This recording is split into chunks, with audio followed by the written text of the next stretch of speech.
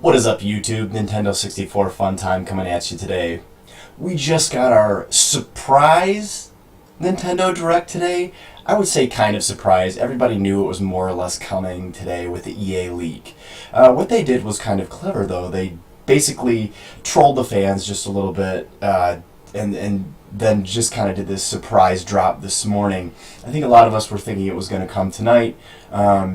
But the surprise drop this morning, and then changing the name to Nintendo Direct Mini, having it be all about the Switch, I think that was very clever of them. They trolled us, and then they gave us kind of what we want. It was pretty satisfying. I was able to watch it. It was only 14 minutes long. I'm just going to share with you some of my things that I guess that I'm excited for, and a few things that that were unexpected to me, or that I was expecting that we didn't get.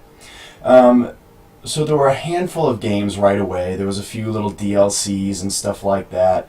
And then the first thing that I kind of saw was coming was the Kirby Star Allies. That did get a launch date, which I was expecting in this Direct. I was expecting it to be coming out sooner than everybody else was anticipating, and it is. It's only a few months out, and it's dropping. So I'm actually really excited for that game. That game looks really, really cool. It kind of reminds me back of to the Nintendo 64 Kirby, but just much, much, much better.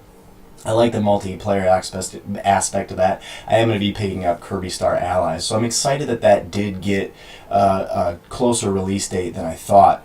One of the things that didn't come out that I was expecting was to go along with Kirby. I was expecting a Yoshi release date as well, because they kind of announced those two games together. It actually seemed like Yoshi was farther along in production than Kirby was.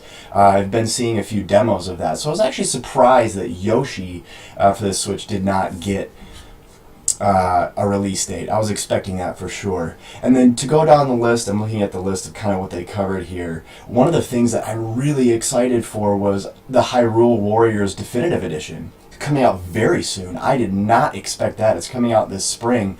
I knew that they would eventually port that because of the success of the Fire Emblem Warriors. That did really, really well. And I know a lot of people didn't get to play it on the Wii U, so this is really exciting because I don't have a Wii U. So I was going to buy Fire Emblem Warriors, but I think I'm actually going to wait on that and wait till Hyrule Warriors come out, because those are the characters that I know and love, and I think I'll enjoy the game a lot more because of that. So I'm really excited that that's getting a port, and then that's coming out so soon. And then to continue down the list, Mario Tennis was a surprise game for me. Not necessarily a new IP, which is, unfortunate or whatever. They're continuing on the Mario Tennis games. But if you've ever played the Mario Tennis games, they are so good. They've always done a really good job with those. It's like all the Nintendo sports games, I feel, are really good. So I'm excited that the Switch is getting a Mario sports game. And again, that's coming out this spring, very, very soon, very quick. Was completely surprised by that one. Wise is getting Ease is getting a port to the Nintendo Switch, which again, I wasn't expecting that so soon. That's going to be really cool. I haven't had a chance to play that yet. I probably will pick it up because I'm a huge RPG fan, and I do like the Ease series, so I'll probably pick that up. That was a surprise one for me.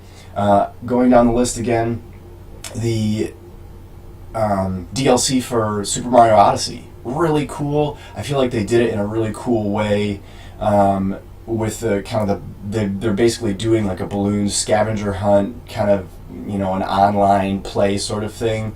Really, really cool. I'm excited for that. I know a lot of people liked the mini games. This is just going to be like a huge mini game that you're going to be able to play with everybody. So that's really cool.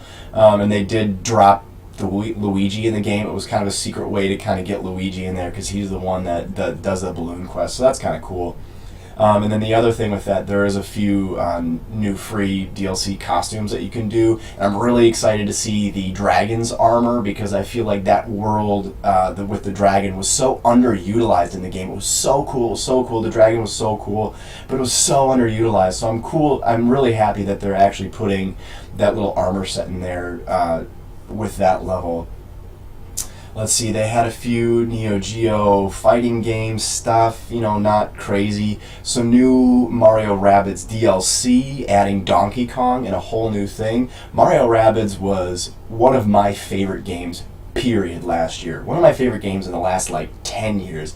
It was so much fun. I love that strategy game so much. So I'm really excited that Ubisoft is just going, hey, this was a hit, let's just keep adding to this game. It is DLC, unfortunately, it's not free, so you will have to pay for it, but that's okay, I don't mind supporting them. And the great thing about Ubisoft and that game being such a hit, we are going to get Ubisoft games on the Switch. They're going to support it because it did so well. We might even get some more original games from Ubisoft that are Switch only on the Switch, so I'm really excited for that. And if this does so well, I hope Ubisoft continues to do well, because one of the things that I want so bad on the Switch is Skull and Bones, which is coming out this fall for the major platforms, but not the Nintendo Switch. It's basically a pirates game, open world pirates game. I would love to see Ubisoft port that to the Switch. I'm obsessed with pirates, and I would love to see that, so please continue to support Ubisoft. Next on the list, Payday 2. Never really played it, not super excited for it, but it is cool to see a lot more of these couch co-op games coming, along with some online support for that. Faye, we all knew that was coming. The game looks beautiful. I'm super excited for that one. I don't know if I'm going to pick it up right away. That looks like a game that I may end up picking up a little later, but it does look like a beautiful game. Again, that's not too big of a surprise. And then again down the list, Celeste. Not too big of a surprise. Let's see. The next one was Donkey Kong Tropical Freeze Remastered. Again, another surprise title, not a new IP. It is a port of the Wii game Tropical Freeze. Or was that a Wii U game? I think it was a Wii game. Wii U game? I don't know. Doesn't matter, but that's cool that that's getting a port. I know they're adding a new character into that. And I know a lot of people like the Donkey Kong games.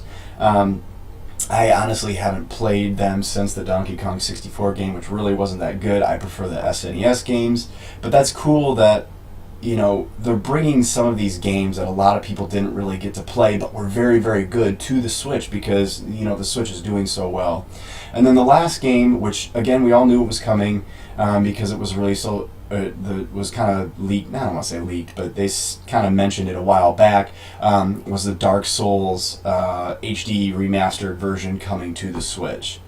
Like I said, it was expected, but what's cool about this is the idea of being able to take this in a portable manner. Now, when I take my Switch portably, usually it's at work, and I play it at work, and Dark Souls is a pretty intense game, and it's very it's like reading a chapter in a book. When you start it, you need to finish it. So it's a very difficult game probably just to shut off and leave and then come back to. You want to finish that chapter. You want to finish that objective that you're doing, because most of the game is very intense and it's very rhythmic, and you have to do things perfectly in order to do that correctly. So it's going to be interesting to play that portably, but the great thing about the Switch being able to just power it off and then power it back on and then be right back where you were. I think that's a huge advantage over disc-based systems, being able to just shut your game down and then turn it back on. So that's one good thing about the Switch with Dark Souls. So I'm actually really excited for that. I'm excited to see more about that game, more trailers, and then the kind of how it looks remastered in HD. I'm really excited for that. So that's going to be really cool.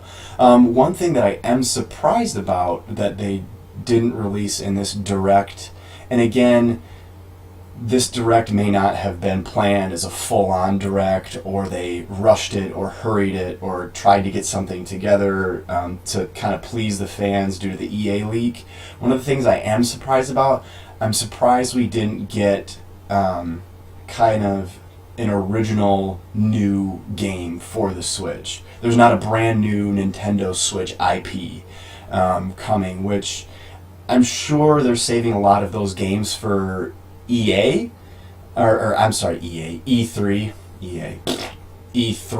I'm sure they're saving a lot of their new games to drop trailers for that, but that's still quite a ways away. It seems like they would drop a brand new IP kind of for the spring, beginning of the summer sort of thing.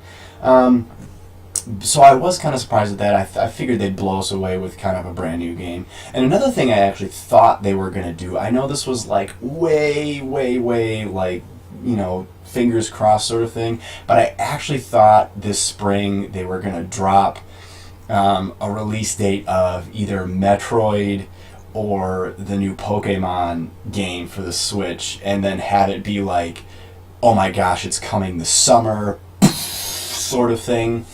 So I figured they would keep it like super under wraps and then all of a sudden just drop this release date like in a few months, similarly to how they did with Breath of the Wild being a launch title.